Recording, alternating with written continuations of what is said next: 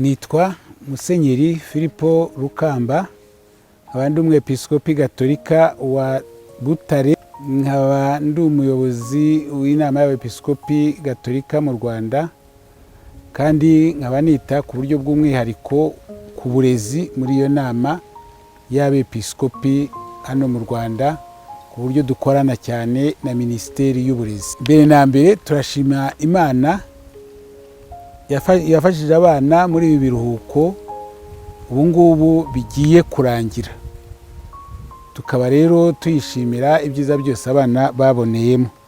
Twifurije rero abanyeshuri bose, ababyeyi n'abarezi umwaka mwiza w'amashuri no gushobora kurangiza uyu mwaka mu mahoro. Babyeyi, ni inshingano zanyu kwita ku bana, nimubandikishe rero mubakorere ibyangombwa byose kugira ngo bashobore kwiga neza.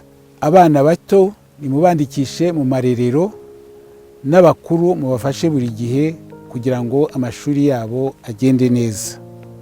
Natwe abarezi, abihaye Imana, twese turashaka kubafasha kugira ngo muzatere intambwe igaragara uyu mwaka.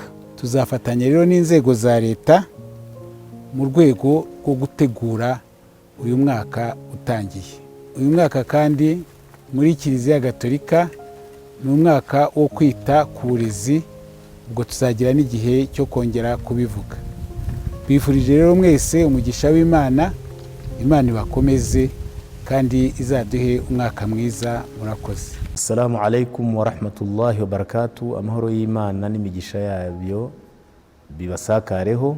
Ibiruhuko bisoza umwaka w'amashuri ushize birarangiye. Umwaka w'amashuri 2022-2023 uratangiye.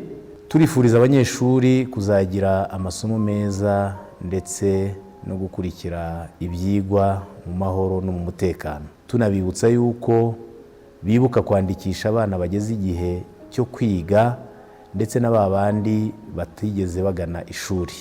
Umuryango w'Abayisilamu mu Rwanda ndetse n'inzego bwite za leta twiteguye kuzakira abanyeshuri neza. Niyo mpamvu ibikenerwa byose kugira ngo abanyeshuri bazashobore kwiga neza byamaze gushyirwa mu buryo. Tukaba duhamagarira rero ababyeyi ndetse n'abanyeshuri kuzubahiriza kugera ku ishuri hakiri kare kugira ngo bashobore gukurikirana amasomo yabo neza.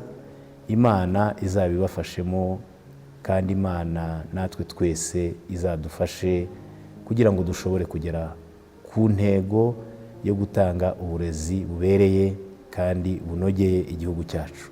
Mugire amahoro y'Imana n'imigisha yayo.